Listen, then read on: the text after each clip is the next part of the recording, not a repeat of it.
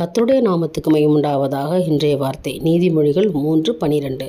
தகப்பன் தான் நேசிக்கிற புத்திரனை சிட்சிக்கிறது போல கர்த்தரும் எவனிடத்தில் அன்பு கூறுகிறாரோ அவனை சிட்சிக்கிறார். விசுவாசிக்கிறோம், ஆமேன்னு சொல்லுங்கள்.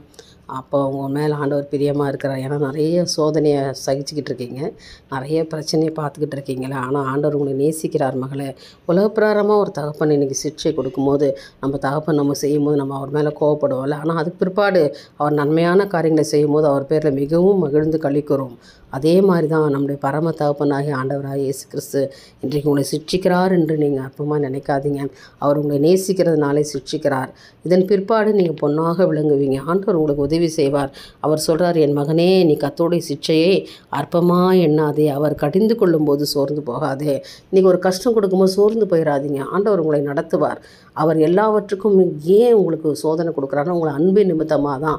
இந்த மாதிரி பிரச்சனையில் என் மகன் எப்படி நடந்துக்கிறா, என் மகன் எப்படி நடந்துக்கிறா என்பதை தான் சிட்சிக்கிறார். அந்த சிட்சை அற்பமாக எண்ணக்கூடாது, அதுலேருந்து மீண்டு வரணும். அதை தாங்கிக்கிட்டு கர்த்தர்கிட்ட அந்த எல்லாவற்றையும் ஆண்டவர்கிட்ட கேட்டு அந்த வரங்களை பெற்றுக்கொண்டு நாம் அதிலேருந்து மீண்டு வரும்பொழுது தேவன் நமக்கு எல்லாவற்றும் செய்கிறவராக இருக்கிறார். அதனால் நேசிக்கிறதுனால சிட்சிக்கிறார், அன்பு கூறுகிறார், மிகுந்த அன்பு நம்ம மேலே வச்சுருக்கிறார். அதனால் பயப்படாதீங்க. அன்புக்குரிய தேவன் உங்களை வாழ்நாள் முழுவதும் நடத்துவாராக. என் தேவனுக்கே மகிமை உண்டாகட்டும். ஆமேன்.